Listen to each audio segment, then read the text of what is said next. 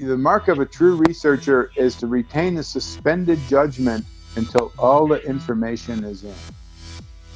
Ascorbic acid, sodium ascorbate, calcium ascorbate. Well, the ascorbate sort of thing is actually holding the light ether function somehow within its structure. We were measuring like 5 radio frequency amps flowing into ground. These things are actually implosive. Eric would say it was a collapse of the dielectric lines of force, which is what lightning really is. The future is a concept. It doesn't exist. As the proverb says, tomorrow never comes. There is no such thing as tomorrow. There never will be, because time is always now. Welcome to the Philosophical Minds podcast, the podcast about the stuff we wonder about and other things. This episode of the podcast is brought to you by Onnit, O-N-N-I-T, Onnit. Onnit is all about total human optimization. Whether you're looking for superior strength and conditioning equipment or nutritional supplements with scientifically proven ingredients, for example, Alpha Brain. Alpha Brain's a cognitive enhancing supplement backed by not one, but 2 double-blind placebo-controlled studies. And, by the way, it's delicious, so if you're not on it, you should get on it. Or if you're looking for dope fitness apparel or looking to be inspired and read some educational content, there's literally hundreds of articles from psychology to fitness to amazing healthy recipes, all things to improve yourself, all things human optimization. So yeah, check it out, Onnit, ONNIT.com. Use the code philosophical at checkout and save yourself 10% off any and all supplements. All right, so we are here with Thomas Joseph Brown, independent researcher into spiritual science and metaphysics, as well as light, color, free energy, lost sciences, electrotherapeutics, and more. He was the director of Borderland Sciences Research Foundation from 1985 to 1995, worked with Trevor Constable, Eric Dollard, Peter Lindemann, Philo Farnsworth III, as well as many others. I think I became aware of you originally through your work with Eric Dollard, watching the different videos online. One of the things I love about you is you have like a humble, relaxed excitement to you and your spirit. And I just really admire that. You seem like you're really open-minded. You're looking at multiple theories, concepts, and ideas, not just getting hung up on one, and you're trying to figure out what's going on with all of it. So I wanted to first kind of start off, maybe talk about your role with Borderland Sciences and some of the different people you worked with and what you guys were doing and what happened with all of that. So. Oh, sure. Well, thanks for having me on. And yeah, I'd like to be open-minded. And I think that's what Borderland did for me. I was probably a much more opinionated being before I went into all that. That was sort of like boot camp for the soul. So I was just basically collecting information. I've always read. I dropped out of high school, but I never stopped reading. So I was collecting books, and I found out about Borderland through some friends, and I just started collecting all the, Riley Crabb, who was running it from 95. It was founded in 1945 by Meade Lane. Riley Crabb took it over in 1959. So I started corresponding with him in 1983. And I just wanted to basically buy one copy of everything he had before he died, right? I was just that sort of collector. And I moved to California and ended up meeting him once a week. He would have at the local Bob's Big Boy. He'd sort of hold court on Tuesday mornings. So I'd go over and hang out and meet the most interesting people flowing through. And at some point, he just sort of handed the whole thing over to me. He was sort of over it, just tired of running it. And so I just started basically publishing books. Put a new catalog out. I took a more pragmatic approach. Riley, he was into like the Kabbalah and UFOs. Fascinating, and one of the most well-read people I ever met, and beautiful heart and mind, but also very far out. He would accept the word of a channeler over empirical experimentation because he believed so much in the spirit. We had our philosophical disagreements, but that's we always said it was fun to argue. As I always said, And people go, I don't like to argue. I said, no, arguing, it's a mathematical concept for solving a logical equation. I said, when emotion comes in, I said, that's no longer argumentation. We call that stupidity. Yeah. So anyway, yeah, Riley turned it over to me in 85. And the most incredible range of serendipitous occurrences happened. Well, one thing was I'd come across the library of Vincent Gaddis in a bookstore in Escondido, California. And Vince, he discovered the Bermuda Triangle and coined the term. He was an old police reporter, but he had been a member of Borderland since 1945. So I found his book collection in a used bookstore, and I said, hey, well, so this guy died, huh? And they go, no, he's in a nursing home near here. So I tracked Vince down. Poor guy, he's losing his eyesight, he had arthritis, his wife had died, all his books were gone, his family just tossed everything when he was too ill to take care of himself. And they basically just warehoused him in a nursing home to die. So myself and my wife, we rescued Vince. So we let him move in. We had a spare bedroom in the house, and since he had been a member of Borderlands. So we brought Vince in, and yeah, he was just wonderful to have around with all his stories and connections, through the old Ray Palmer publications and the mysteries, the Shaver mystery. And all these other people were showing up. This guy showed up at my door, the Reverend Don Lockwood of the True Sight Church. And he comes in spouting all this Space Brother stuff. He's got this message for me. I said, hey, look, man, Riley's gone. I said, this is kind of a different regime here now. He said, what are you into? I said, we're into Tesla, and we want real work. He said, I got this Tesla genius out at the Integratron in the desert. I go, cool. I wanted to see the Integratron, the building that George Van Tassel had supposedly channeled, which was going to be a big Lakhovsky rejuvenation machine. So I thought, well, hell, this guy's crazy, but I want to go out and see the thing. So he invited me out that weekend to go see his Tesla genius. And I figure if he's as nuts as him, at least it'll be fun going to see it. So anyway, I go out there and I show up, and here Eric Dollard comes walking out of this building looking like some scientist out of the 1800s, 19th century. He goes, the apparatus is ready. And we go in, and I look at this Tesla magnifying transmitter. I've never seen anything like this before, and I'd seen a lot of coils. And he starts firing it up, and this organic electricity starts like jumping off the thing. I was going, whoa, this stuff's for real. This is amazing. And so we started talking, and Eric, I was going, oh yeah, no, I just took over this foundation, Borderlands. And Eric goes, oh, he goes, usually guys are posting the bullshit on the multi-wave oscillator. I go, really? What's wrong with that information? He said, that Bob Beck. He said, all that stuff's wrong. The antenna connection. He said, just look at the pictures. I said, well, show me. So he actually started showing me. And I think in May '86 we published the first multi-wave oscillator update. And so Eric, he corrected a lot of the stuff. He was brilliant, man. I learned a lot from him. And at the same time, like I say, all these connections coming through. One was Trevor James Constable, the etheric rain engineer, who had been a member of Borderland since the 1950s.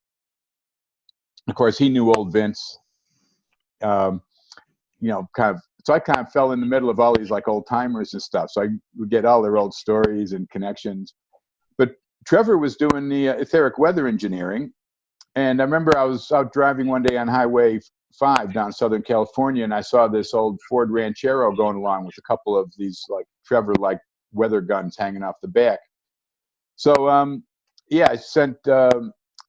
I called up Trevor and I said, hey, I just saw some guy driving down the expressway, doing the same sort of stuff you're doing. He says, look, he said, I might well bring you in on the operation. He said, that's my old pal Irv Trent. He said, yeah, we're doing this big operation, Operation Pincher 2. That was 1986. So he sent me all the diagrams that they were doing, and basically to make it rain in end of July, and basically July 29th, get it to rain in downtown LA. And he filed this like 3 months in advance with National Oceanic and Atmospheric Administration.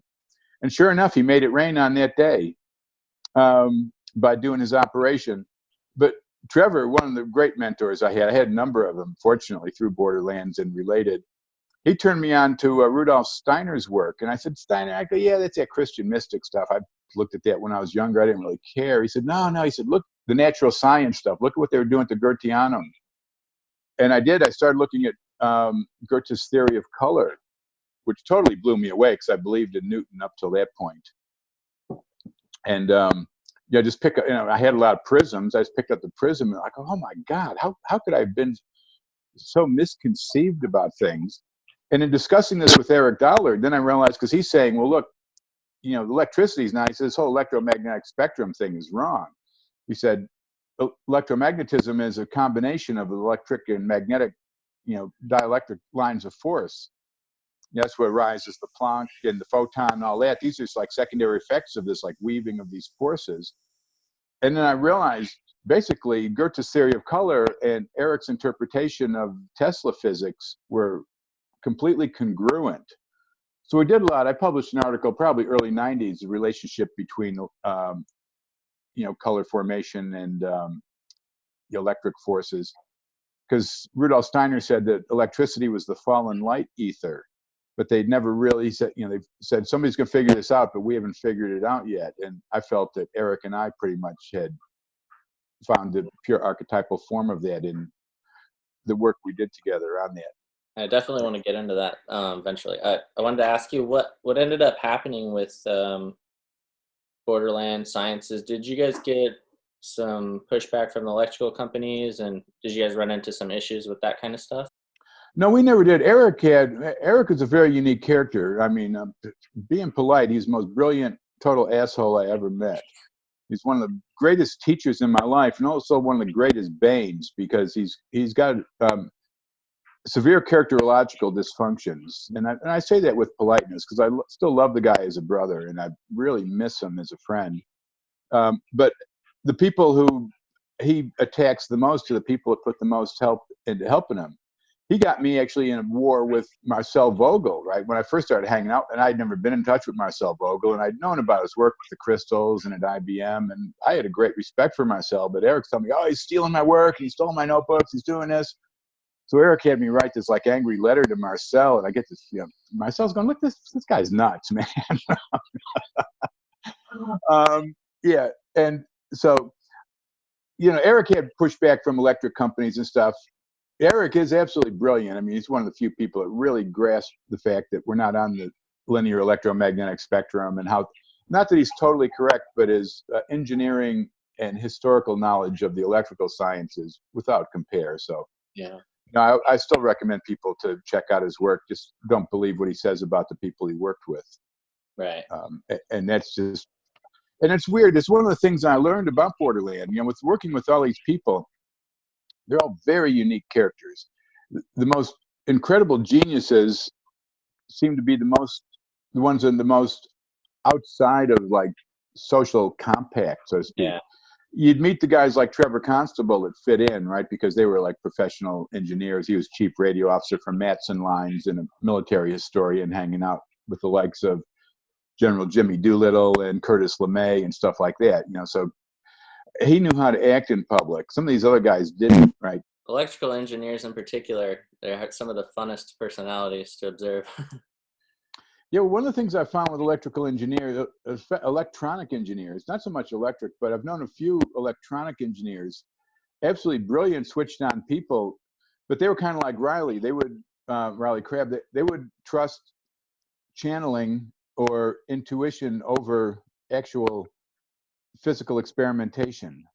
And then they get mad at you because you don't want to like believe it. And they go, well, you don't want to believe in channeling? I said, I believe in anything that can be proven. I said, my ideas are probably more far out than yours, but I've got a functional basis in reality for them. Right. Yeah, but so, I want to talk about the ether. I know you kind of broke it down into, I think this is from Steiner as well. You broke it down into the 4 sections. There's the light ether, chemical ether, life ether, and then the fire, the warmth. Is there electricity in all forms of ether? Like, can you extract electricity from air, earth, water, fire?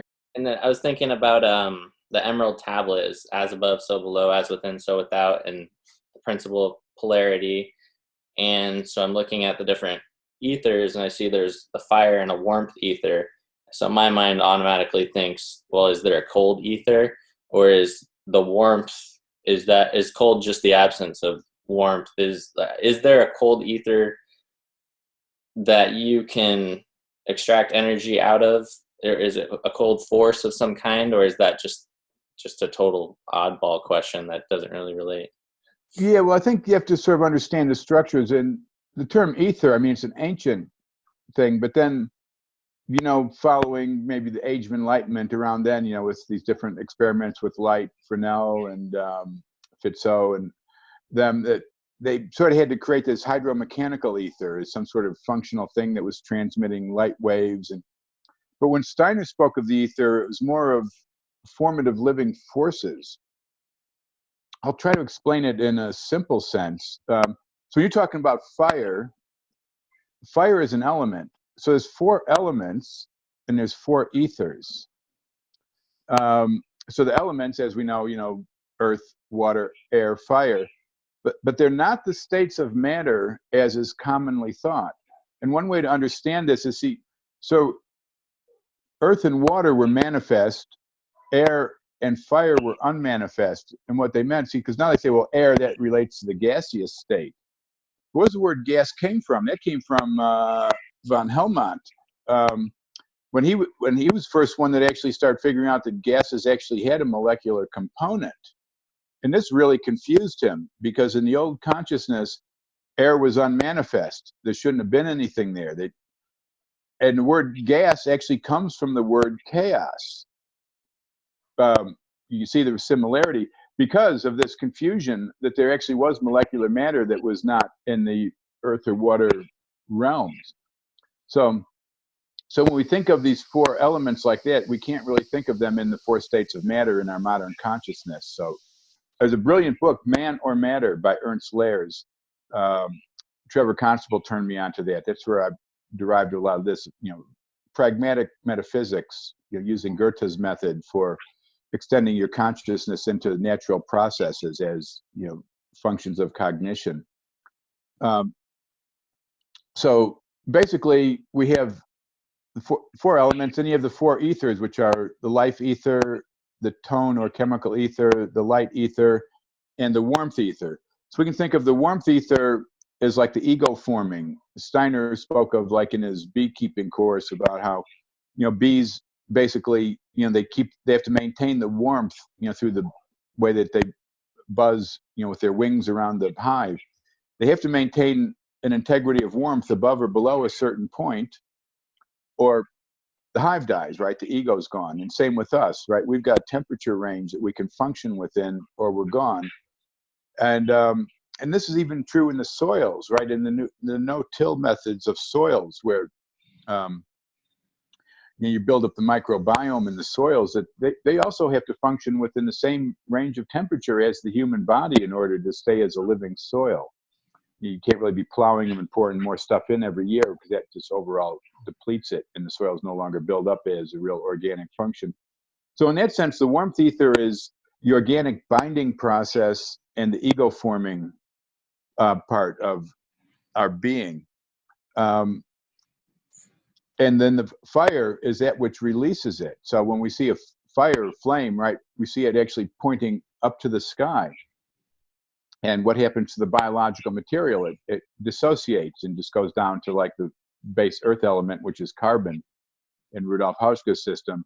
But we can follow the flame upward. The point of the flame, it actually stops pointing up at a certain point, and that's in the thermosphere, which is the levity pole, right? Because gravity and gravity's polarized. There's gravity and levity, and the levity pole is in the thermosphere. And that's why on the ISS, when they do flame experiments, the flames come out as spheres, because they're no longer pointing up, because you're in that section. That's my working hypothesis on this right now. See, that was one of the problems with Einstein, with this whole space-time aberration, which they've confused generations with, because all the electromagnetic forces in the universe are polarized. Everything's polarized, except because of this discursive consciousness that eventuated from Galileo on, there was only gravity. Because under Galileo, the Accademia del Cimento in Florence, they actually issued what they called the contra levitatum maxim, you weren't allowed to speak of the levity forces or the higher forces. Only that which could be weighed and measured was allowed into scientific thought. So levity disappeared, but it exists, right? It's polarized, and it's life. It's kind of the polarity between our physical body and our spiritual body. Spirit not being some pie in the sky thing, but the actual animating conscious force which pulls us forward to learn and discern reality and understand and find what I call, the spiritual proprioceptivity within this crazy samsaric world we somehow ended up in the middle of. So yeah, so the ethers are balanced. The warmth ether and fire element, they're like two sides of what binds and releases organic matter together. And then we have like the air element, which is basically, we could think of it as the sky, the blue sky, because it's, Vayu in, the Vedic elements. But then related to that, we have the light ether. And actually, I pulled some notes up here. I've made various charts on this, right? So air is like in between thing, right? Connects things, where light basically, separates things because we can see. So there's relationships between element and ether in that sense. And it's too bad I'm not on a computer, because we had some internet problems. I could actually would share screen and show you some of these no charts. We can maybe do that on another talk. Are Get you more familiar deeper in. with David Wolf? Yes. Nutritionist. I think he's the first person that kind of mentioned the levity principle. And I don't know, he's a big fan of Rudolf Steiner as well. So I'm not sure if that's where he got his information from, but that's interesting to hear you kind of parallel what he's saying about the levity force in relation. I think he talks about levity force in bees as well. So there's some research with that. But well, yeah, because like bees, I mean, they're insects. They're not aerodynamic. There's some sort of electrostatic, which is pretty much where the levity force comes from, right? That's what we call the dielectric or the electric side, as opposed to the magnetic side. This is what Victor Schauberger was getting at with his Vortexian water technology. So, and a good way to illustrate this conceptually between elements and ethers, because you need all of them, right? We have like the light ether and the air element. Then we have the tone ether and the water element. And the tone ether is called also the chemical ether, because of the tonal structure of chemical elements in that. And of course, hence water or liquids in facilitating chemical reactions. And then we have the life ether and earth element, right? Which, because, life is like inner mobility, earth is like the rigid outer mobility. There's polarities within the elements and ethers. So we have 7 levels, right? Earth, water, air, fire, warmth, light, tone, life. So that's where we get one way of looking at the 7 levels of formative process. So we even had a friend, he was pushing back Levity 88. He was trying to make it as like a presidential campaign. Oh, wow. 1988. So, yeah. So anyway, so when you see these ways elements and ethers work together, let's take a tree or a plant. A tree is a good example. We know the tree is rooted in the earth, right? It's rooted in the elements. It's solid in there. Need something like force 5 hurricane to pull the thing out. Because elements are rigid and formed like our physical body. But the ethers are mobile, and the ethers are subject to astronomical conditions, such as sunrise and sunset, right? Day and night. That's an astronomical condition, the moon. And we can see this in the plant world. So plants, the tops of the plants are rooted in the ethers, right? But the ethers are mobile and ever changing. So the top of the tree can move, it can bend in the wind and all that. So, but it's still connected to the ethers, because the ethers are in counter space. And this is something that, of course, worked with Eric, because he had his concept, but he didn't really have the concept of he had the concept of counter space, but wasn't really calling it that. He was calling it the conjugate space, through the square root of -1 from Charles Steinmetz's work. And I gave him man or matter, and that's really what introduced Eric to the Goethean work. So counter space is everywhere. That's what we call a scalar space, scalar transmission. There's no transmission through space like we would think of it. It's like automatically connected wherever this other point is when you have a space scalar connection, just like Tesla's longitudinal worldwide wireless, right? I think if they went, of course, like an orthodromic pathway that it would be, which is like great circle pathway, it would calculate out to pi over 2 times the speed of light. But in effect, you're dealing with a instantaneous transmission, because once you're on the other side of the so-called speed limit of light, you virtually are instantaneous. So we looked at things like starlight being probably instantaneous like that doesn't take any time to get here, that these are instantaneous longitudinal transmissions, space scalar. And that would tie in with Philo Farnsworth II's invention of fusion drive, right? Because everybody, those that know, he invented, the television tube, the image dissector tube, which was patented in 1928, somewhere. I can't remember the exact year. And the first person that was ever broadcast on TV was his wife, Elma, also known as Pem Farnsworth. And Pem was a good friend of mine. I actually met her through Eric and hung out with Philo III for a few years before he passed away. He was wonderful people, learned so much. Well, Philo II, he developed electronic fusion. It was patented in the early 1960s. And he told Pem that he wanted her to be the first passenger on a starship to another star system. And she said, well, what about this time dilation thing with relativity? He said, nah. He said, none of that's happening. He said, it's like electrons jumping valence shells. He said, all we have to do is get this thing in space. We tune it electrically. And he said, it's just basically instantaneously jumps to another star system. There is no space in between, right? So in that sense, there's no photons flinging through space for dozens or hundreds or thousands or millions of years. It doesn't even make any sense, really. It's a tired materialistic universe where everything's got to be a particle, right? And there is no higher force.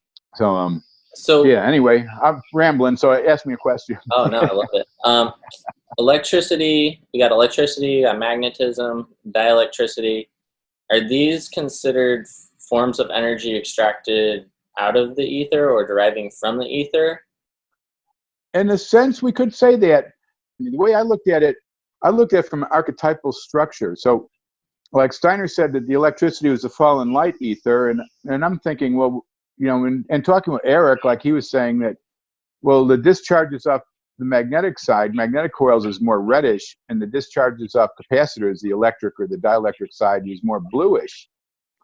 And of course, the magnetic side was transverse, and the electric side was longitudinal. But when we look at natural light, we look up in the sky, we see that the yellow side is longitudinal, right? The sun's like a dot, just like the stars are. And the blue stuff, that's the transverse wave. So we see the inverse wave functions, and in the Goethean color theory, right, color doesn't come out of light. Color comes out, and you can do prism. You can play with prism all day. You're not going to get any color out of light. You're only going to get color out where light and darkness come together. So you get two polarities. You get the red-yellow side and the blue-violet side. You bring them together in light, you get green in the middle. You bring them together in the darkness, the other side, where the red and the violet overlap, and you get magenta. Now, according to Goethe, green is forming towards materiality as a secondary color, and magenta is drawing towards spirituality. So he saw those as a secondary polarity.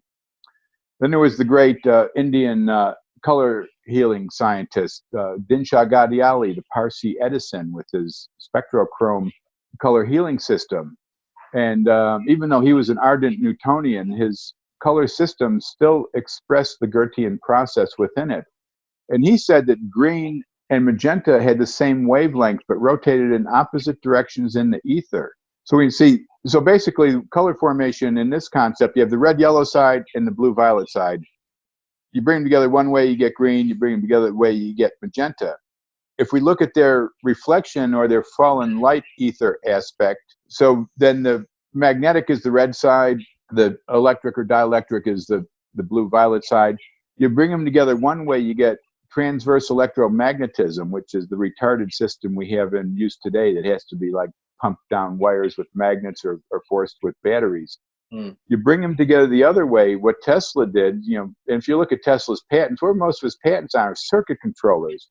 for abrupt discharges of capacitors into these coils. And what he was doing is he figured out a way of actually creating a magnetodielectricity, instantaneous longitudinal transmissions, which is the inverse, just like magenta is the inverse function of green in color theory. Tesla's electricity is sort of the inverse function of the transverse electromagnetism. So Tesla's electricity is dielectricity. Is that? No, it's magnetodielectricity. It's dominant more on the electric side, whereas the transverse, what we call transverse electromagnetism, that's heavier on the magnetic side because it's filling space. So magnetism fills space, electricity or dielectricity fills counter space, right? Goes inside the capacitor into just like we're talking about the ethers being in counter space around the tree to try to get those concepts. So basically an oscillating circuit goes magnetism in space, dielectricity counter space. And depending on, Tesla basically worked with that stuff geometrically till he could open up a portal basically to what he called the hydrogen ether of space. So his electric broadcast, he was using, or he would have used, a power station he put in at Niagara Falls to run the Wardenclyffe Tower. He wasn't broadcasting that electricity. That was the exciter circuit to open up the ether, to basically fill Earth with electric force that was then ambient everywhere. So we could all have like these little things like these phones, but they didn't need electricity, and you could talk to anybody anywhere in the world, static free, encrypted. And he was even working on a process so we could transmit thoughts, so we could look at it and look at the person on the other side and just basically directly transmit thoughts through our consciousness by the technology he was developing. But of course, if everybody in the world gets the same news, then you can't have wars. That really blows that whole industry. There was a number of other things. Basically, it was a humans are free thing, is what Tesla was working at, but it was thwarted. And Tesla gave a lot of lectures on electricity and the electrical force electricity as a cultural force and our misuse of it. And he even had some lecture, which I had a translator tape of years ago, lost track of, about, was Tesla, it was the Templars, Faust, and electricity.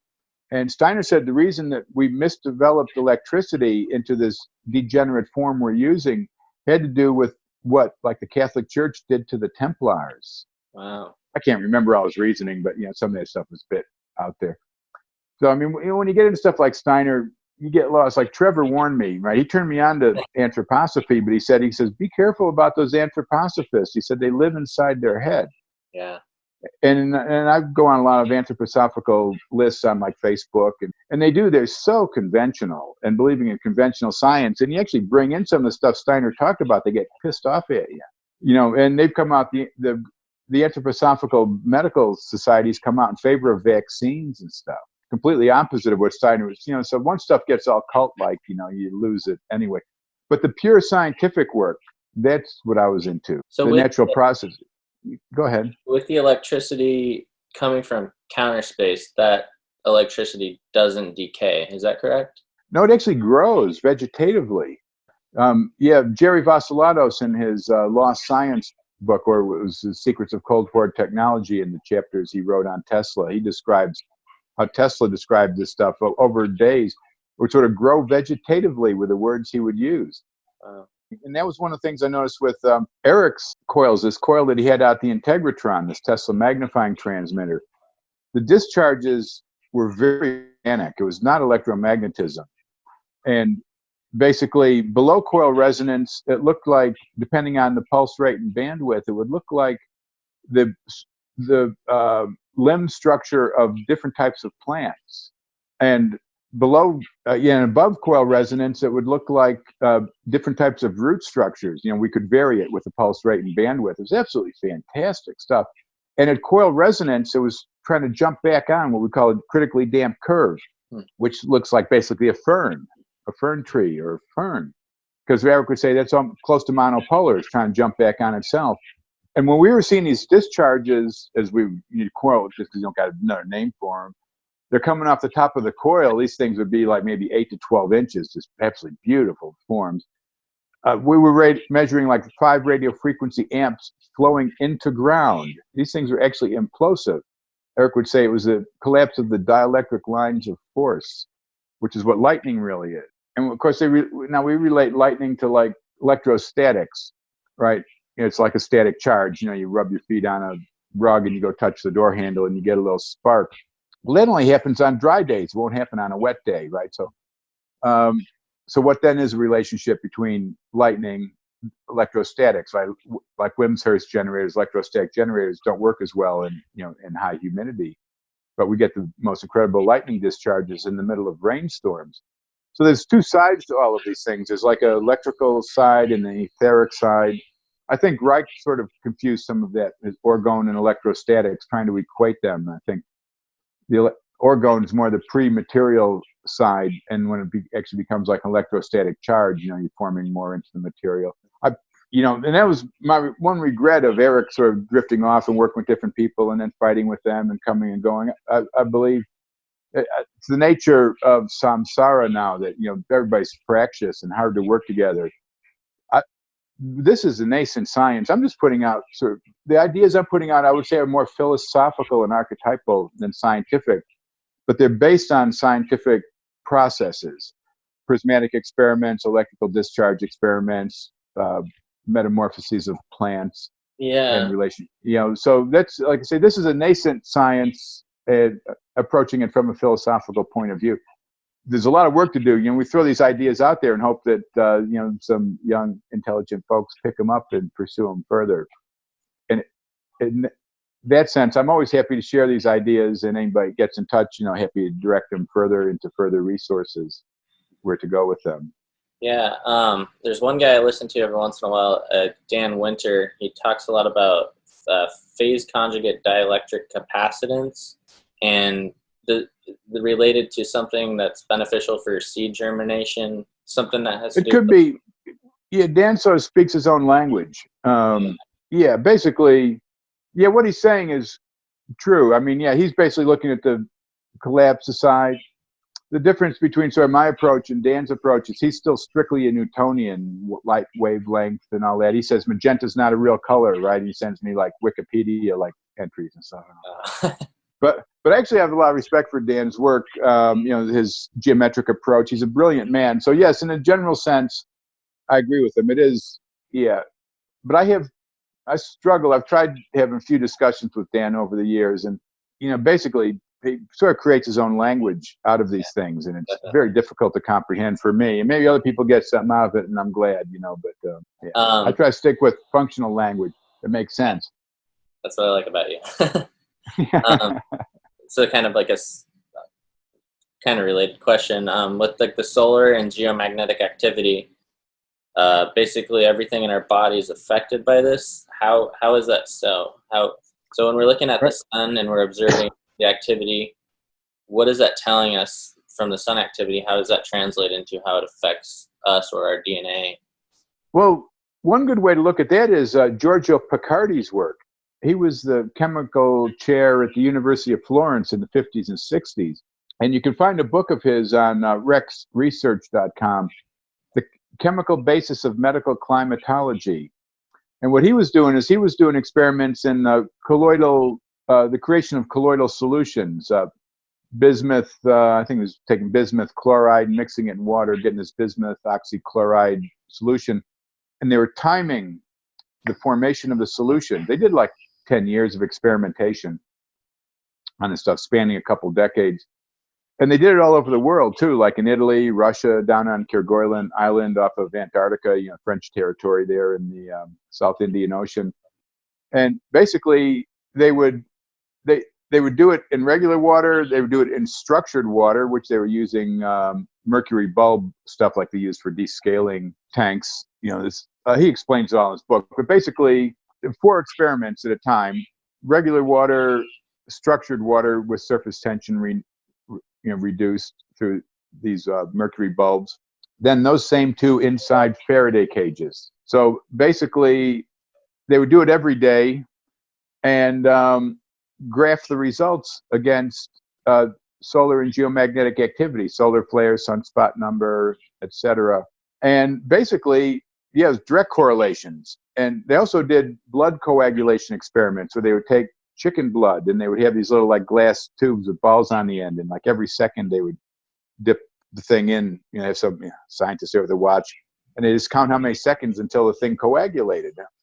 these guys, you got to love them. I just like to look at the data when they're done. But yeah, there's a direct correlation between the formation of colloidal solutions and solar and geomagnetic activity.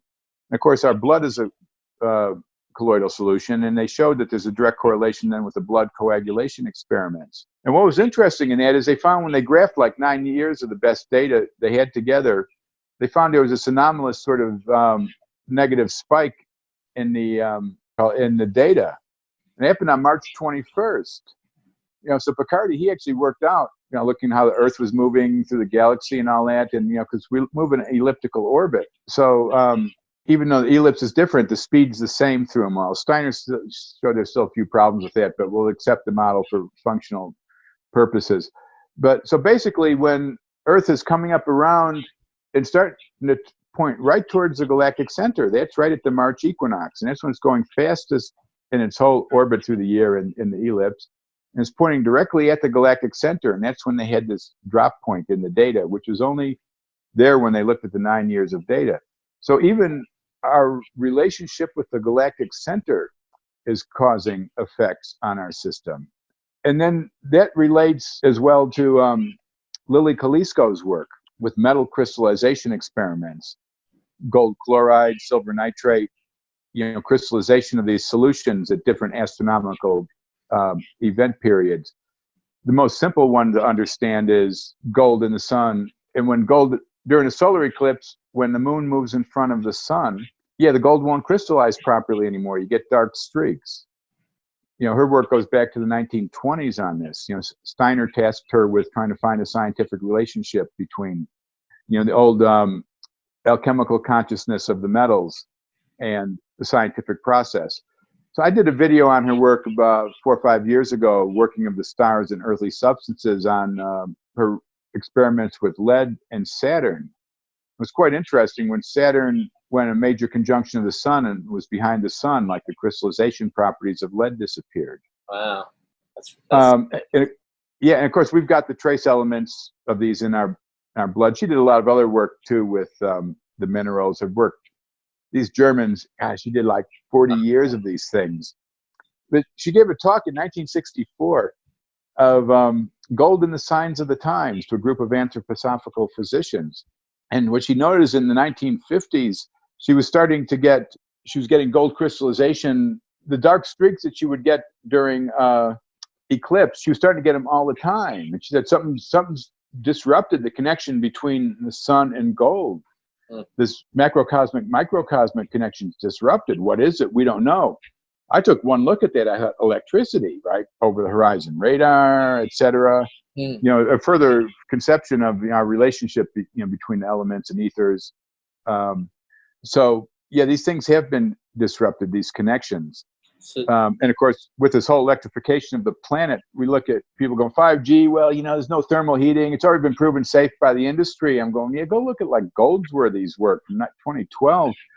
Even the weak magnetic fields are causing severe problems with like the calcium ion channels in our cells. The metabolism causes swelling. That's actually what causes. It's not so much the heating of these things; it's the calcium. We get like the cells flood with calcium ions to start swelling and stuff, and that's what's causing the cancers. The whole electrification of the planet, as Steiner noted in 1924, was going to cause big problems. Yeah, so you think about, I think Elon Musk is planning to set up some kind of satellite grid for the internet, and basically going to be a big giant satellite grid floating above the Earth. That's probably going to cause some disturbances with the natural rhythms. Well, there's a lot up there already. I mean, if you go to those things like earth.nullschool.com, look at the different layers of the planetary oceans and waves and different levels of water flows in the atmosphere and things. That's all microwave scanning of the planet. The planet's already under microwave bombardment. And just with all the stuff, it's affecting the insects, right? Because insect antennas are in those ranges. It's affecting the energetic flows at the poles of the planets. It's a major problem. Humans are asleep and stupid overall. Yeah. Even the most brilliant technical scientists, they don't see these things, right? Because they're all stuck in their narrow little range. So Yeah, as far as that whole saving the planet, I don't even know if it's possible. I think it's all more about saving our souls and becoming aware of everything. As I say, spiritual proprioceptivity in the samsaric realm with all this crazy stuff going on right now. Yeah. I wanted to ask you about the sun and your view of the sun. I think you mentioned something about the sun as metallic hydrogen. Is that correct? Right. That's Professor Pierre-Marie Robitaille's work. Sky Scholar is his YouTube channel. I highly recommend that. He's absolutely brilliant. Right. He worked with, he's an imaging guy. He worked with magnetic resonance imaging, and he's sort of got the record for the most high resolution stuff. And when he started working with the resonant cavities, and he realized Kirchhoff's law was incorrect, and therefore, Planck's constant was not universal, and that the sun's actually black body radiation, and it can't be a gas ball. Plus, that's contrary to all laboratory experiments we can perform on Earth. In fact, most theoretical astrophysics is contrary to experiment. It's all nonsense. Black holes, dark matter, that's just some made-up goof stuff. Of course, you can prove it with math. And this is where people made the mistake, right? Because coming off of Galileo, right? And Galileo started showing the mathematical beauty of the universe, but he derived that from his own mathematical structure and his relationship with reality. This theoretical math that they come up with, I mean, it's a vacant metaphysics. It's a religion, right? And people go, science, yeah, no, it's science. These guys are scientists. I go, no, they're not. They're metaphysicians, and bad ones at that, right? Because they're not pragmatic. They've lost touch with reality. So yeah, in that sense, well, that's Robitaille's thing, metallic hydrogen, which is hexagonal structure, which interestingly enough matches up with Gerald Pollack, fourth phase of water, his interpretation of the way that the easy exclusion zone water forms. And I was talking to a friend of mine in New Zealand, Ellen Roser, who runs one of the Electric Universe pages on Facebook, and because he actually hangs out with Robitaille and Stephen Crothers, and I said, look at this relationship. He goes, actually, I put those guys in touch.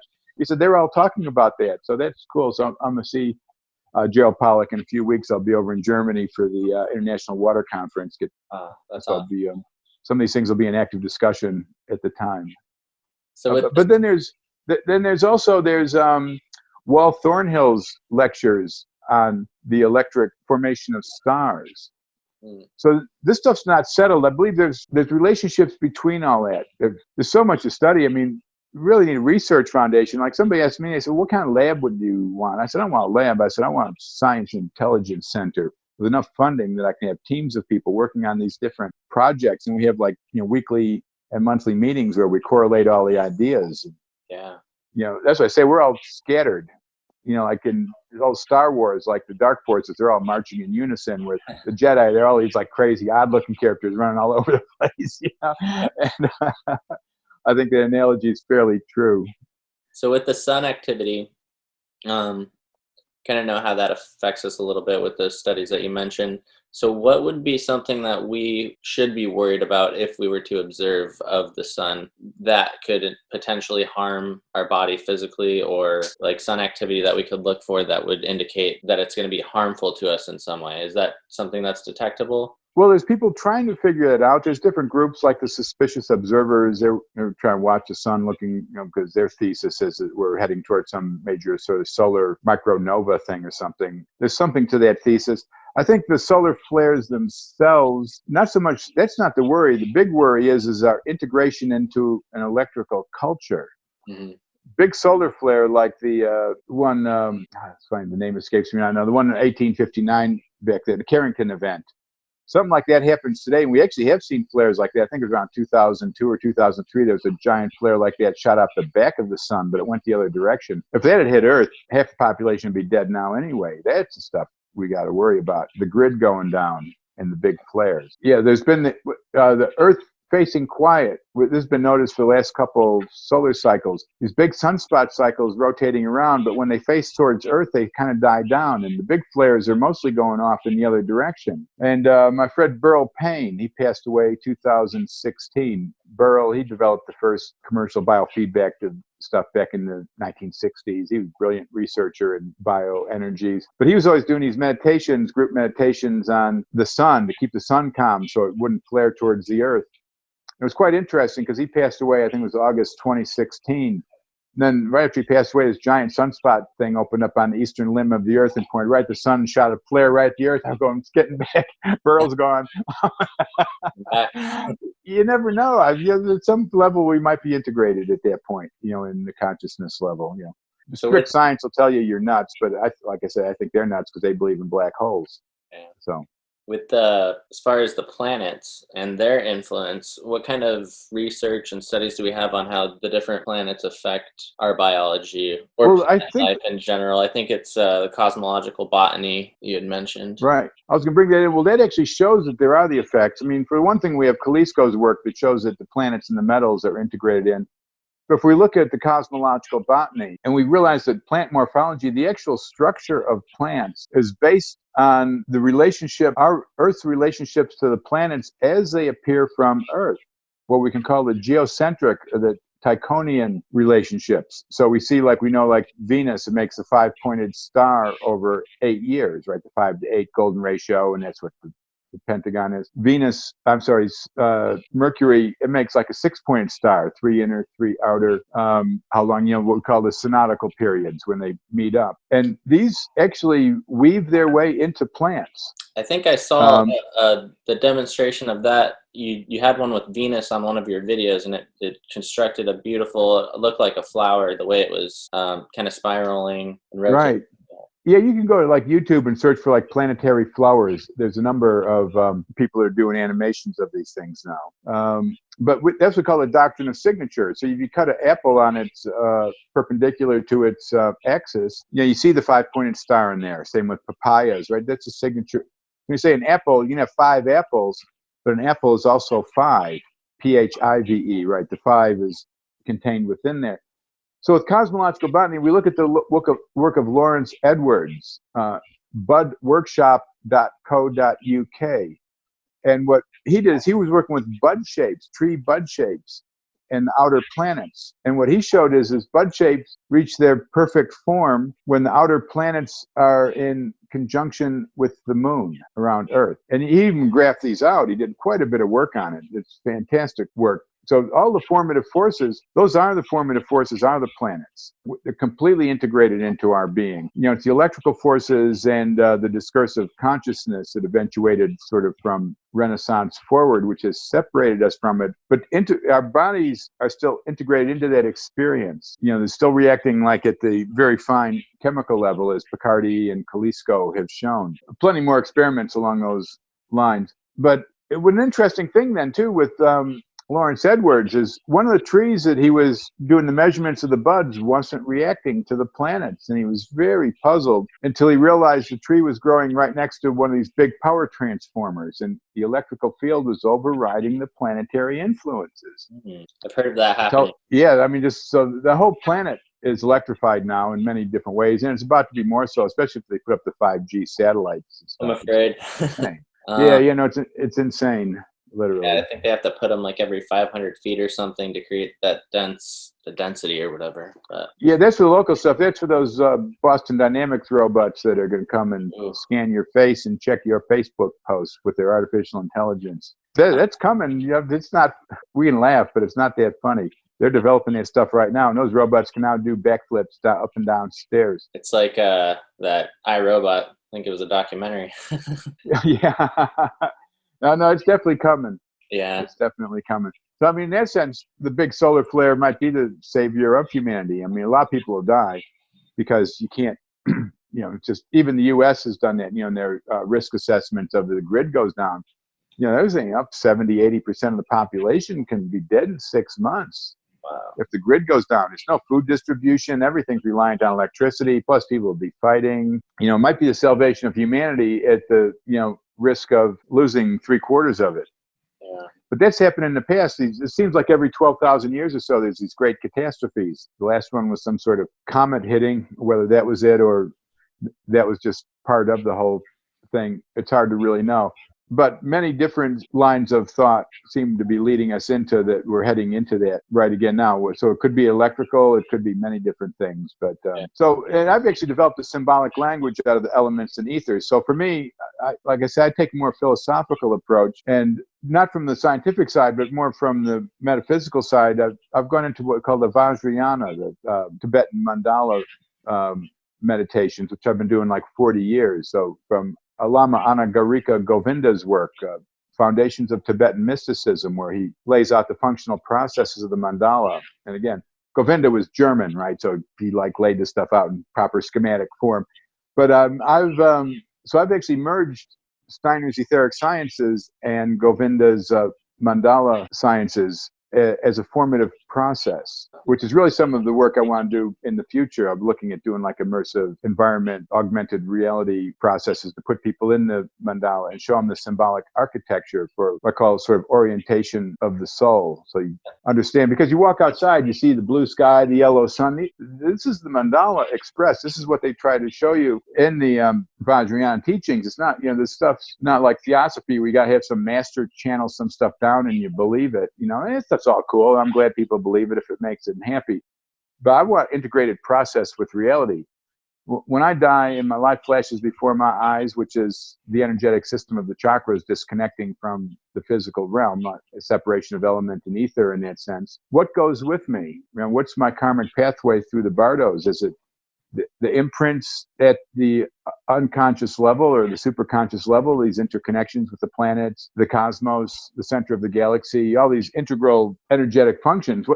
Is that what I'm taking with me, or what I believe because some scientist told me that stuff was happening, or some religious leader told me that?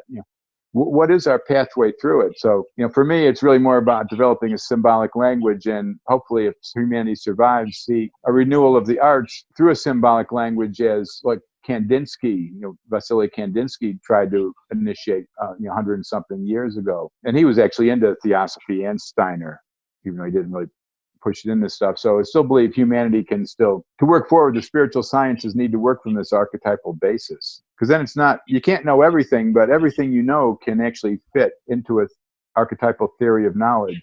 Steiner wrote a book, was actually a lecture, it was turned into a book. It was called The Theory of Knowledge Implicit in Goethe's World Conception. Well worth reading, but if you read like Ernst Lehr's book, Man or Matter, you'll get that as a functional process anyway. Yeah. So highly recommend those, people read those books. Yeah. Only because I haven't had time to make documentaries out of them. Yeah. Sure, it'll come eventually. Yeah, that's the plan. Maybe. Another thing I wanted to ask, I forgot the name of the scientist. It was something about the vitality about vitamins and synthetic versus organic vitamins and how you determine the vitality of something. Does that ring a bell to you? Yeah, that was Rudolf Hauschka's work. Yeah, yes. And a lot of people know Hauschka. You go to like high-end sort of health food stores and stuff, they got like Dr. Hauschka's Cosmetics. That was Rudolf Hauschka, because he developed a homeopathic process for preserving, plant essences within things, so that when you're actually getting something that's made out of plant, you're still getting that vitality still contained within it. So what he did is he did a number of experiments, basically, because he was into Goethe's theory of color. So he showed by cutting out different sections of the spectrum, like he would use iodine to block out the infrared. Oh, no, I'm sorry. Iodine was visible light, right? He used that. Then for infrared, he used something else. And for ultraviolet, he used something else. But because the life ether is not on the electromagnetic spectrum, he used a vacuum. So, and what he did is then he actually showed that through yeast culture experiments that the vitamins are actually ethers themselves. The ethers are the vital forces. Certain chemical structures will hold them. Is it the certain geometries? Certain geometries of the molecules will hold them. And that's why, there was, what's actually the vitamin, like ascorbic acid, sodium ascorbate, calcium ascorbate. Well, the ascorbate sort of thing is actually holding the light ether function somehow within its structure. And it can be more vital or less vital, apparently, on how it was made and how it was preserved. Wow, that's fascinating.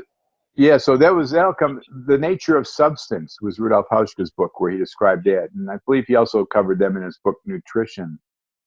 But again, natural scientists coming out of Rudolf Steiner's work.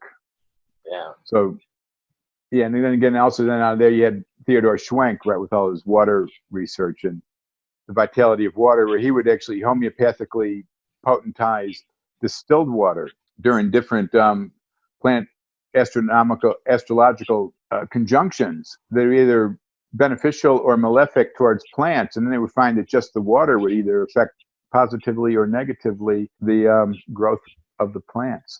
Wow. Basis of potentization research, Theodore Schwenk in the Nature was called Sensitive Chaos on Flowing Forms. So there's a lot to the geometry and structure. Like I mentioned, we talked about Trevor earlier on. But Trevor showed pure geometric access to the ethers, where he would make geometric orgone accumulators and was able to basically change the atmospheric structure to make it rain. That's what I was going to ask you about. So that's what it's called, an orgone accumulator that he was using to create the rain? That's what basically what they were. Yeah, basically organic and inorganic layers, which is basically a capacitor or a condenser.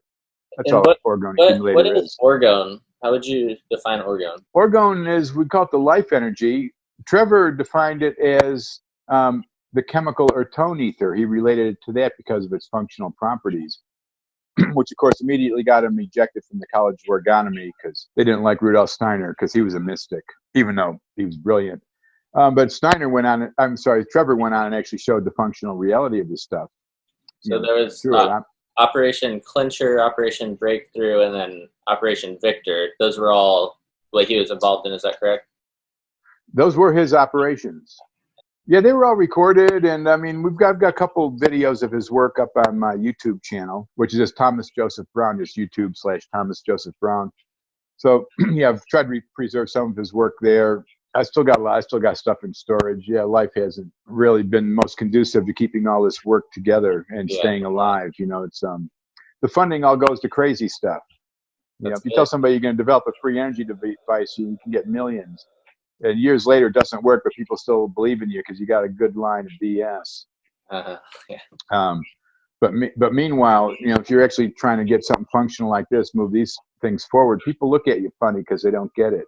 So with the weather modification, I guess good weather modification and bad forms of weather modification, I think there's one called SAI. It's like stratospheric aerosol ejection or something, and that's what they're doing with the chemtrails. I guess they're trying to block the sun from global warming. What's your thoughts on that? They're up to something. What exactly? It's hard to say. I mean, we can surmise that's the most likely conclusion, but there's something going on. These guys know in the deep reaches of the deep state and their scientific stuff. They know stuff we don't know about the cosmos, what's going on. Because they come and clamp down on any data as soon as it comes in. Yeah. So yeah, solar system's going through major changes. There's no doubt. There's something big going on. The changes are happening all through. On Jupiter. Jupiter's changing its radio frequencies. Spots are changing. Mars is changing. Venus's rotation slowing down, and the atmosphere is speeding up. Its rotation. So something's happening coming out of the galactic center, and it either happened 26,000 years ago, or it's happening now, and there's no time delay in the transmission. I tend towards the latter. There's a lot going on at the galactic center, which is a active plasma Z-pinch. Definitely not a black hole.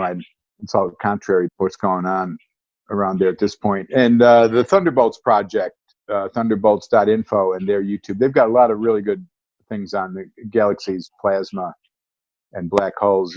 Again, I recommend people go look at these things. Don't necessarily believe anything. In intelligence work, you don't believe anything. You listen to anything. If you get tired of some of the stuff because it's going nowhere, but you still try to derive enough. So I watch enough of the straight sort of astrophysics stuff just to try to keep track of where I think their head's at. But then I try to wander through where all this other intellectual ferment is happening, like Sky Scholar, Professor Robitaille's work, and Thunderbolts, Walt Thornhill's work on electric sun, and there's so many other people doing like all these different vortex models of the atom and the structural atomic model, where there's no neutrons, it's just electrons inside and outside the nucleus, which makes a lot more sense. There's so much of this, so I just recommend people just try to keep an open mind. Don't make a conclusion, and this is something I found in all those years with Borderland is you meet people and they discover some anomaly of science, and they're totally into that. But then the rest of reality is all the same to them, and all they want to do is push their one little thing because their ego's attached to it. Right.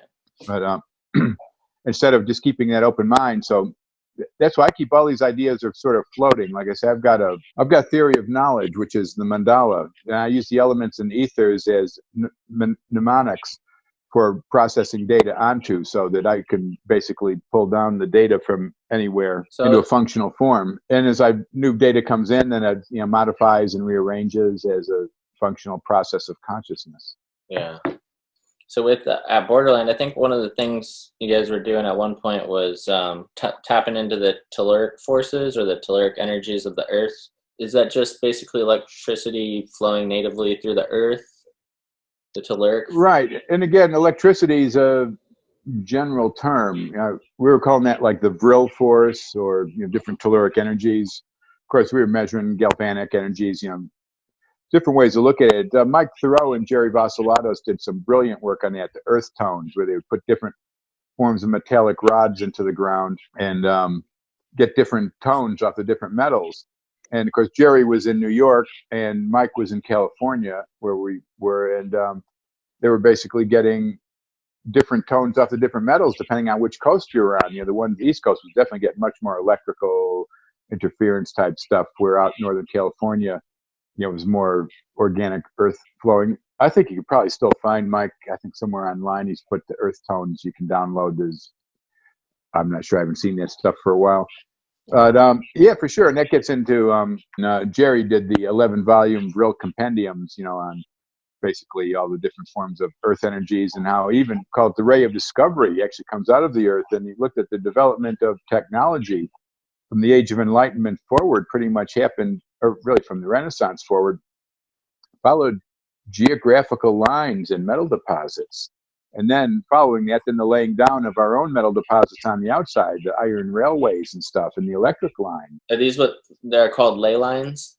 Well, yeah, the ley lines are organic lines. I mean, some people like to put rigid geometrical structures over, and that may be underlying, but yeah, then there's organic lines that are kind of moving along. So yes, and Jerry showed in his books that, right, these things, basically the discoveries follow, because during the Renaissance, people, or just before Middle Ages, what gave birth to the Renaissance, people were seeing weird glows up in mountains at night, and they'd follow them up there, and they'd find weird crystals and metal deposits. It's almost like the stuff came alive and drew people in.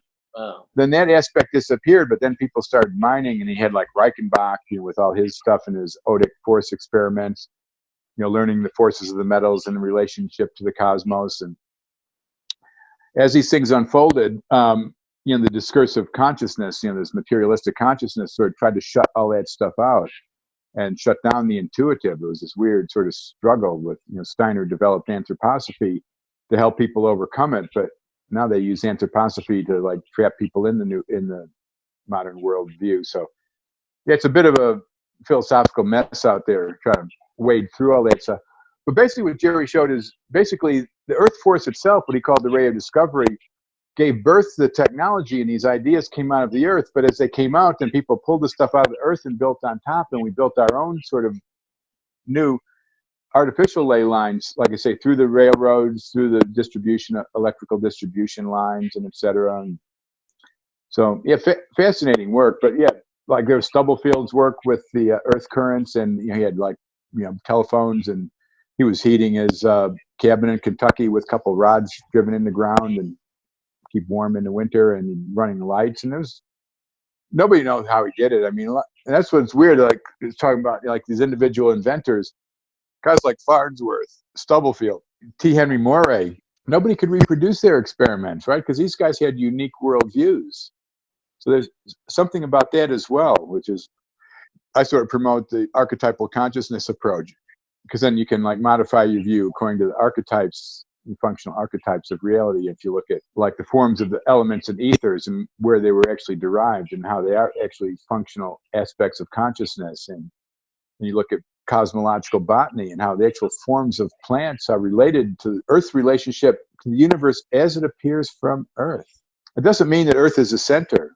It means that there's a higher order anthropocentric space that functions where consciousness exists. So we actually live in 4 types of spaces, the 4 worlds of the Kabbalah, but that's going to take us another hour, so we're not going to go there today. Yeah, I'll have to revisit that Happy to one. discuss that at some other point.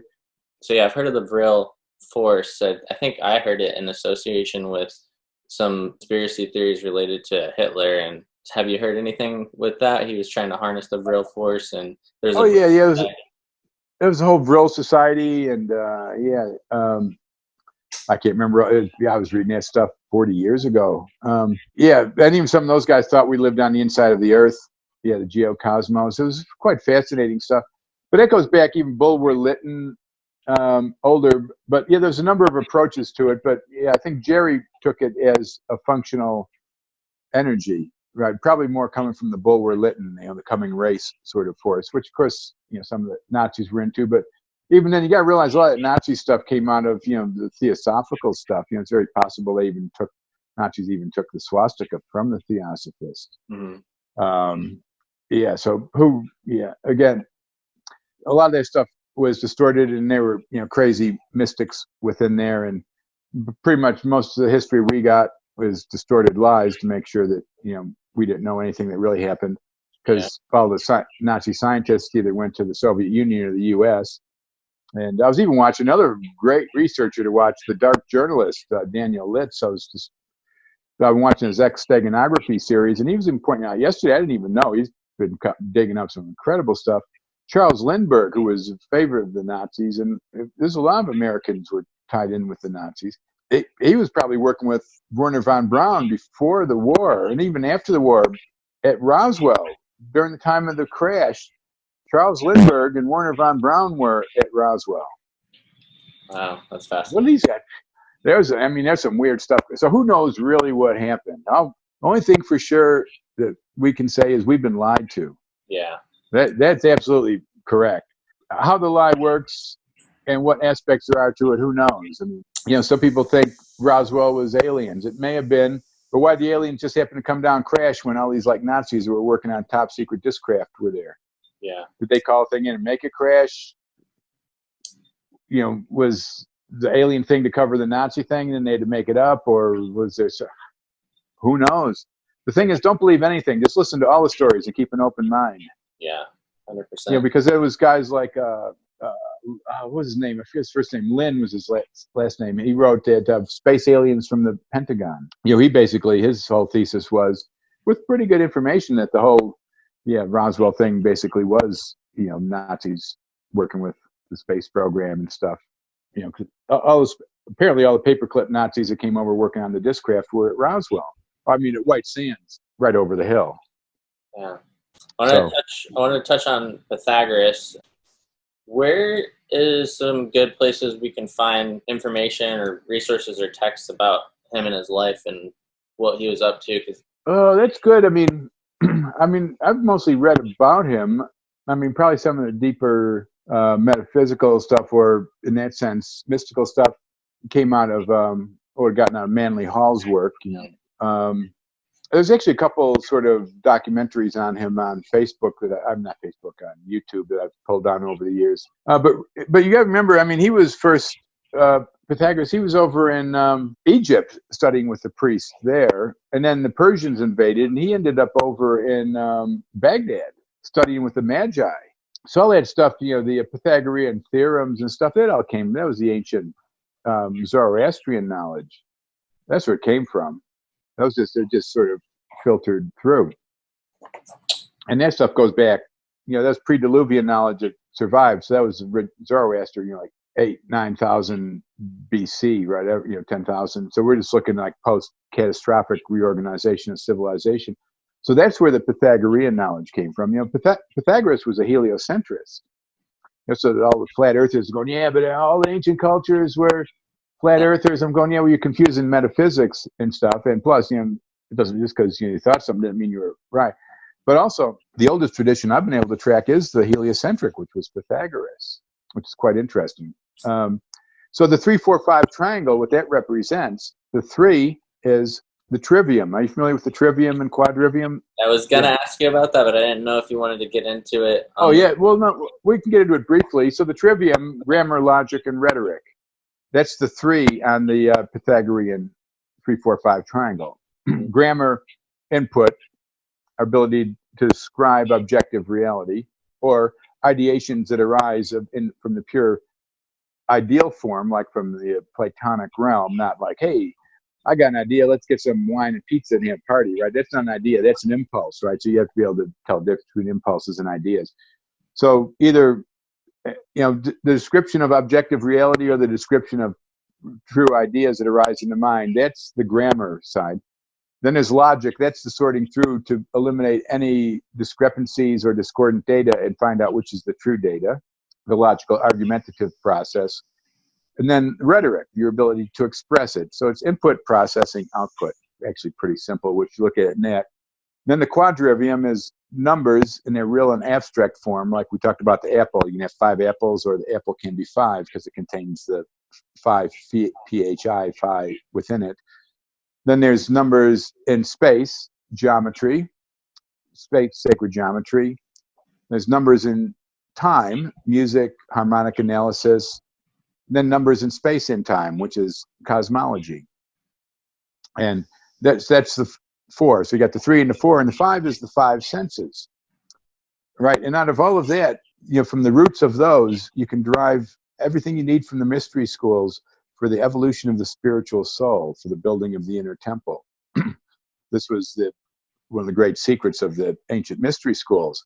So if you look now, people try to relate like quantum mechanics and metaphysics. That's an offense against the old noble processes. You're never going to find the secrets of life by smashing protons together at high speeds and counter-rotating Nazi Bell technology. Yeah. You can get some cool enslaving technology, but you're not going to find the secrets of the universe there. It's a different path. Yeah, it's a good way to waste a lot of money. Yeah, it's a sinkhole. But there's something else going on with all that, because they've got the artificial intelligence monitoring the whole planet through all the social media.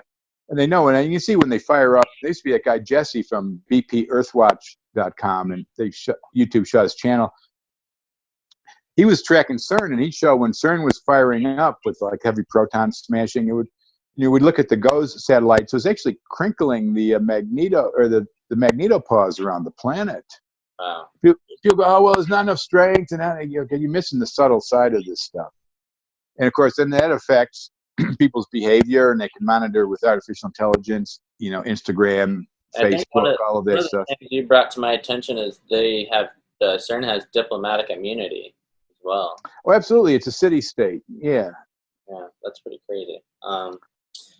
He actually corresponded for a while with one of the guys that tried to file the suit on that. Oh, what was his name? He did that documentary, Strange Matters. So I looked that up. It's on YouTube. Yeah. Yeah, he discusses that. Oh, Louis, what was his name? Yeah, escapes me. Still Monday morning. I only had 1 cup of coffee, so my brain's not in full gear yet. Get some caffeine. Yeah.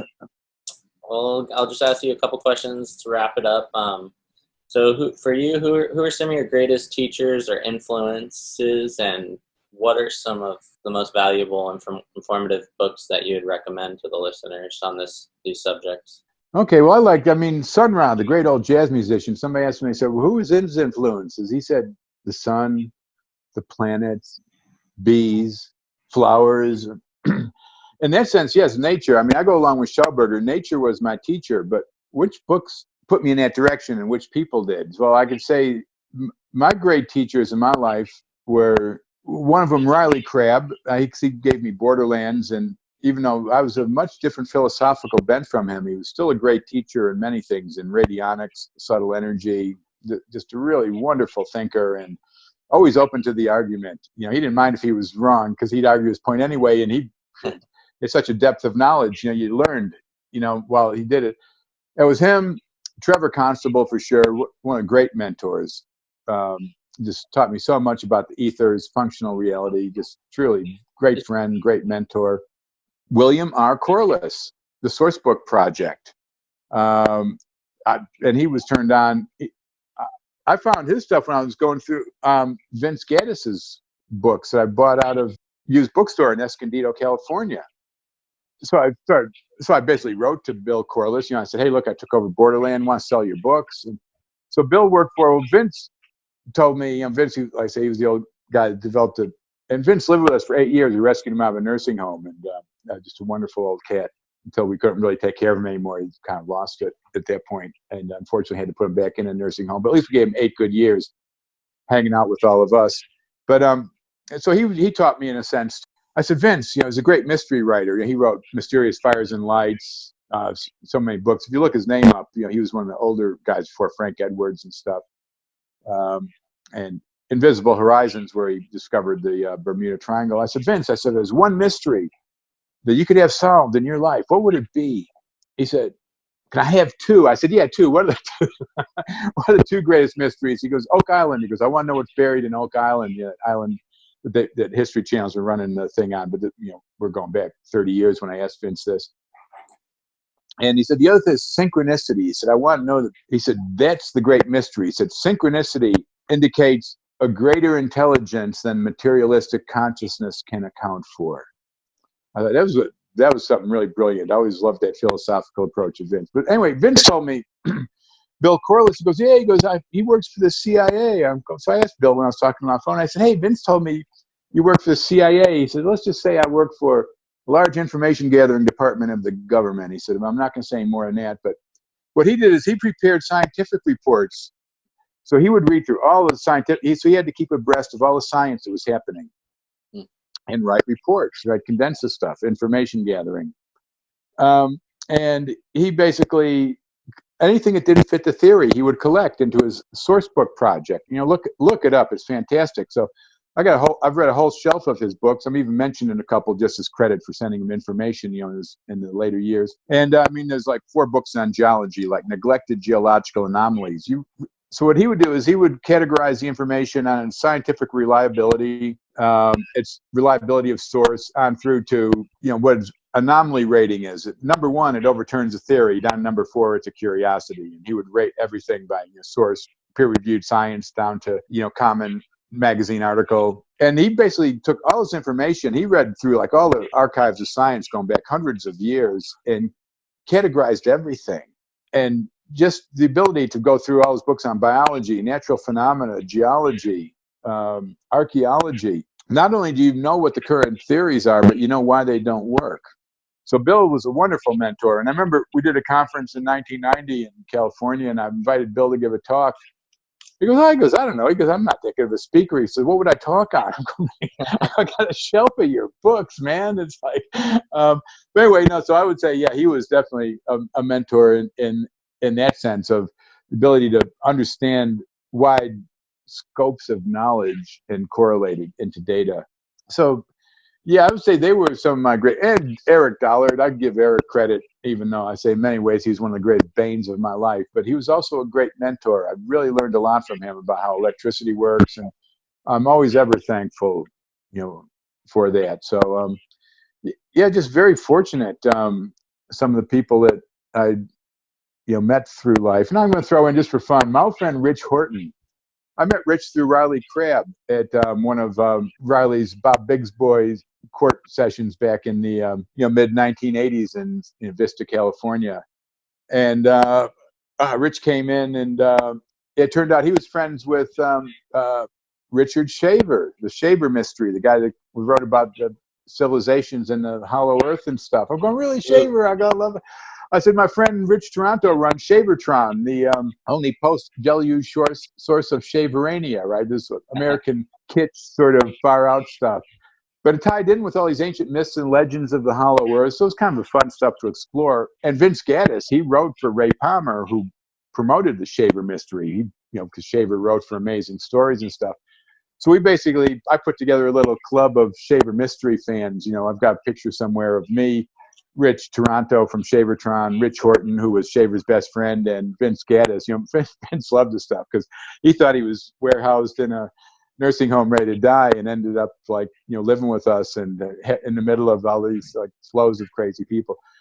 But Rich taught me, and he knew all sorts of people. I mean, he was one of the top people on the Scientology heretic list. Scientologists were not allowed to talk to Richard. Yeah, he was a really far out intelligent cat. We used to go camping out in the desert, but at like Chaco Canyon, go out exploring old ruins and things like that. Just have most wonderful conversations. But he told me, I said, well, how do you learn all this stuff? And he said, well, he says that you always meet all these really far out characters. He said, one of my first questions, he says, what's the most far out thing you ever learned? So I have actually done that. So I've asked people that. And I'll tell you one little story just to wrap this up. Then I met this guy in Southern California when I first moved out there in my early 20s. And I was just doing fencing with a friend, just as an odd job. And we were doing fencing at this guy's place.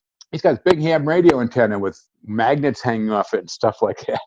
So anyway, the guy comes out. He's going, oh, how's the fence going? All that cool. I said, oh, so you're a ham radio operator? He goes, yeah. I said, oh, magnets do anything? He said, oh, I'm just experimenting. I said, well, why don't you run the antenna underground? And he gives me this funny look. He goes, what do you mean? I said, well, like underground antennas. I said, it's like static free worldwide. He goes, where'd you hear about that? I said, oh, it was classified in World War I. I said, it was patented in 1919, Rogers Underground. He goes, how do you know about this stuff? I said, I read a lot. He goes, not far. As it turns out, he was Paul Stack. He was the chief engineer for Sperry Gyroscopes before it was Sperry Rand. And he was experimenting with underground antennas. And a couple guys in suits showed up at his door and handed him a national security letter that he had to shut the stuff down. He wasn't allowed to talk about it. Wow. And here's this kid fixing his fence talking about it. Anyway, I became good friends with Paul, and he took Eric and me over to this old guy, Roy. Roy was the first investigator for the FCC, Federal Communications Commission, and he had all these amazing old tubes and stuff. And Roy died a few weeks after that. It was too bad because it would have been great to get some of this stuff. But I said, hey, Roy, what's the coolest story you got? He goes, that would be, he said, yeah, he said, back in the 30s, he said, some guy wrote a letter to the government and said that if they didn't send him $1 million, he was going to tilt the earth off its axis. Whoa. I said, so what did you do? He said, no. He said, we went in his lab. He said, no, he had all these coils everywhere and stuff. And I said, well, I said, do you think it would have worked? He said, we don't know. He said, we went in there with a team and started chopping the stuff up as fast as we could with axes. He said, we weren't taking any chances. They said the equipment was in no condition to evaluate. But anyway, you get some good stories along the way. Man, that's pretty crazy. That was up in Millbrae, apparently, the guy was. So anyway, yeah. So anyway, that's been wonderful conversation, Sky. And yeah, really I really appreciate you coming on. Where would you direct people in order to learn more about what you got going on and what you're working on and your information? Yeah, well, I'm working now with New Earth University, newearth.university. I haven't put too much. I mean, in the library, if you search for some of my stuff, I want to actually develop this into more of a curricula for. I just haven't really had the focus time just run through life because I do other projects too. I'm trustee for International Tribunal for Natural Justice, which is an international investigative body. We're looking into weaponization of the biosphere through corporate sort of destruction of the planet. So I'm involved in a lot of NGO work, which isn't really visible but absorbs massive amounts of my time. So yeah, I've got to say a lot of this stuff hasn't really been correlated just because Borderland sort of broke up. And yeah, I mean, I give the occasional talks, but even then I'm backed up. I've got a couple of them I haven't even put online yet. So I do have some of my older stuff is on my YouTube channel. I'm hardly on Facebook. I would just recommend people read books. I would say definitely Man or Matter by Ernst Lehrs. Okay. You can get Planetary Influences Upon Plants by Kranich, K-R-A-N-I-C-H. I think the subtitle of Cosmological Botany. If you want the more metaphysical side, I would say, yeah, go over to like Anagarika Govinda's Foundations of Tibetan Mysticism, which is a free download on archive.org. I mean, as far as the ethers, there's so many different approaches to it. There's a lot there. As far as the Tesla stuff, I mean, Tesla's still putting out stuff, and as much as I hate to promote them because there have been rascals that have lied about me, is the Energetic Forum.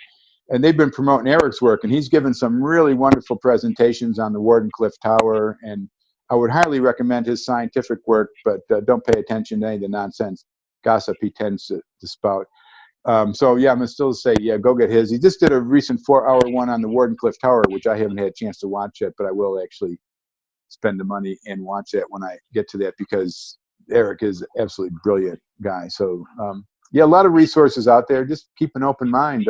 Don't believe anything. And that's what Vince Gaddis. That's what I was going to say. He told me. He said the mark of a true researcher is to retain a suspended judgment until all the information is in.